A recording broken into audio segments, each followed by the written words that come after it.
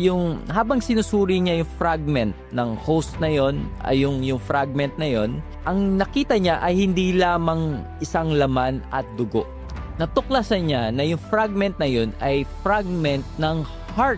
Fragment siya ng heart muscle na matatagpuan sa pader ng left ventricle. Pag-uusapan natin ang another miraculous story of ang wine at host turning into flesh. At ito ay mas magpapalalim pa, di ba? Every time na meron tayong naririnig na mga itong story, it deepens our devotion.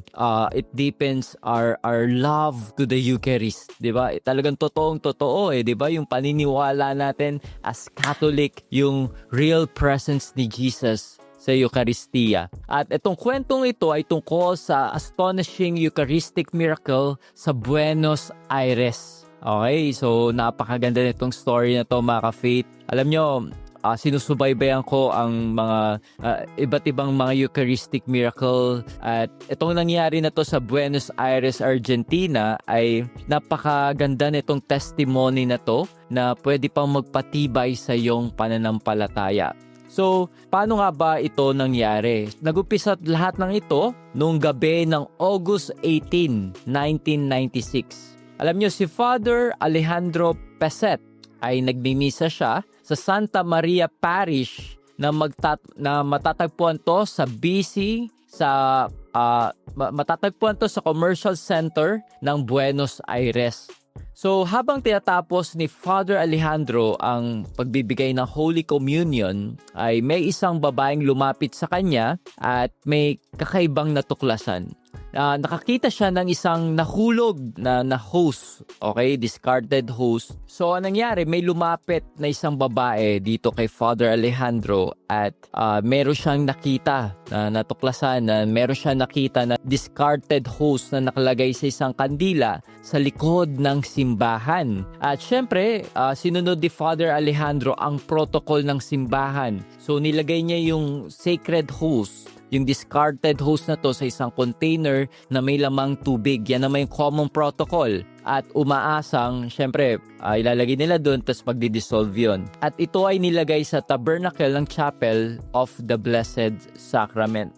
At ang nangyari, mga ka-faith, nung binuksan ni Father Alejandro ang tabernacle noong August 26, birthday ko pa to, di ba? Ngayon ko lang nalaman, August 26 pala yun, birthday ko. Nakita niya ang isang kamanghang-manghang bagay na yung host ay hindi siya natunaw, hindi siya nag-dissolve, kundi naging tila isang piraso ng laman na may dugo. Wow, speechless. At agad niyang pinalam ito kay Cardinal George Bergoglio, na ngayon ay si Pope Francis. Grabe, no? At inutusan ni Cardinal Bergoglio na ipotograph ang host. Ang mga larawan na kinuha nung September 6 ay malinaw na nagpapakita na ang host ay naging piraso ng laman na may dugo, at actually lumaki pa ito. And then sa loob ng maraming taon na natiling sikreto ang milagrosong host sa tabernacle dahil sa kanyang malalim na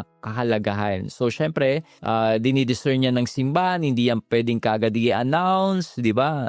Hindi pwede yan ipagkalat. So kailangan niya ng thorough discernment at syempre study. Syempre hindi kagad tayo madadala ng emosyon natin. Syempre kailangan natin maging prudent, especially sa mga ganyang pangyayari. At noong October 1999, si Dr. Ricardo Castañon Gomez, isa siyang kilalang scientist, kumuha siya ng sample na dugong fragment at pinadala to sa isang forensic laboratory sa New York para suriin itong host na to. So hindi alam ng mga scientists ang pinagmulan ng sample. Kumbaga hindi pinalam sa kanila ito upang maiwasan ang pagiging bias sa magiging findings. At isa sa mga scientists na nag-study nito ay si Dr.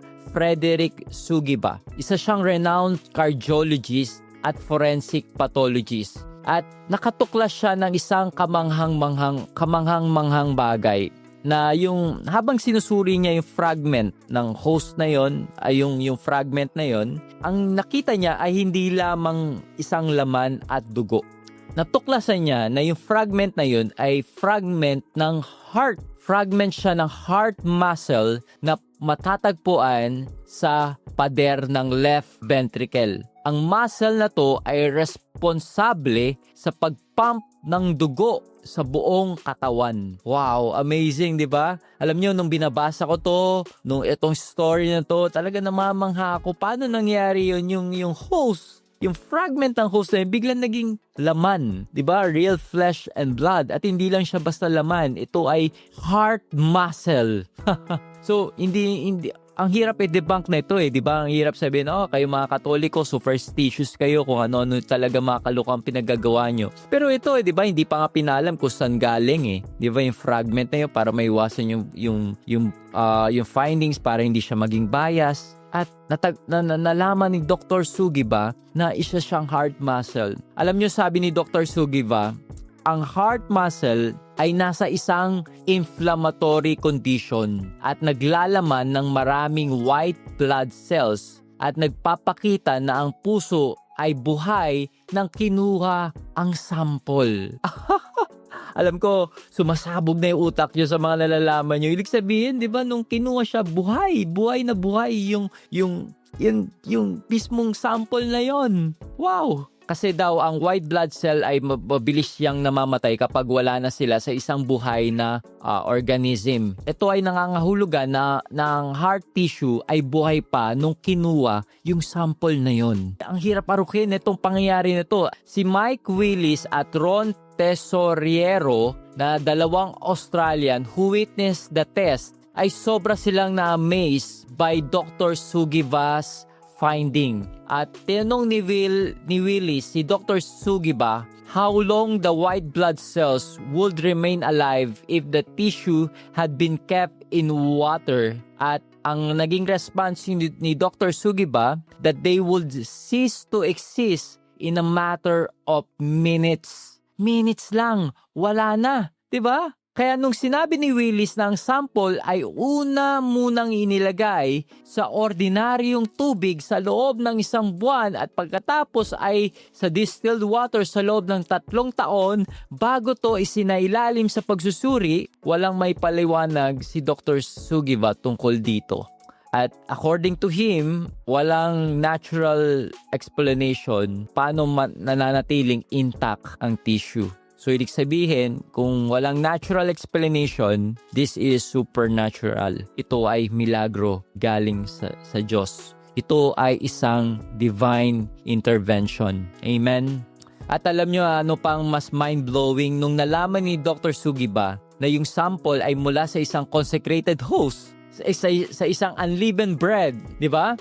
Na misteryo naging laman at dugo ng tao ay sobra siyang namangha. Sobra siyang nagulat. At according to him, ang pagbabago ng host ay isang misteryo na hindi kayang ipaliwanag ng science. Mismong scientist na nagsasabi niya na no scientific explanation could explain this phenomena.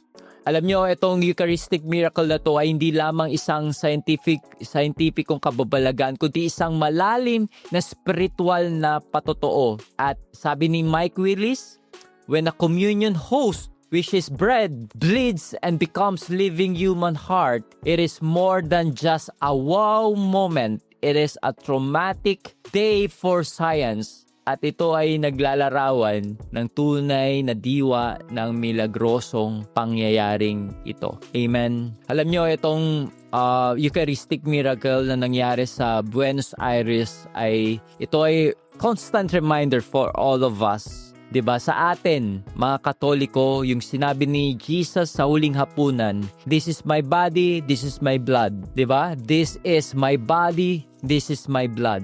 At ito ay nag-encourage sa atin, itong nangyari nito ay ini-encourage tayo na maglaan palagi tayo ng Eucharistic adoration upang pagnilayan natin ang milagro na nangyayari sa Eucharist. At let Jesus heal and transform us every time na humaharap tayo sa Eucharistic adoration. That Jesus will heal our heart, will change our heart dahil tunay ang kanyang presensya sa Eucharist. Every time nahaharap ka dyan, di ba, my Lord and my God, God is transforming you inside and out. God is changing you. God is piercing through your heart. And God is saying to you that, my child, I'm here. Nandito ako. My presence is here. Alam nyo, minsan kasi hanap tayo ng supernatural. Hanap tayo ng hanap. Yan. O, di ba, Eucharistic miracle. Sana mag-transform din to na as body and blood para talagang maniwala ko at lumakas ang pananampalataya ko. It could be happen, but hindi siya nangyayari all the time. Di ba? Bihirang mangyari yan. Mga 0.1%. Di ba? Hindi natin alam yung will ni Lord. Bakit niya hinahayaan mangyari to? And it is a great blessing na meron tayong mga nakikitang mga getong story. Pero what if hindi naman talaga nangyayari all the time yan in an ordinary way? 'Di ba? So, hindi ka na maniniwala. Hindi naman ganun. But in your faith, you believe that Jesus is really present in the most holy Eucharist.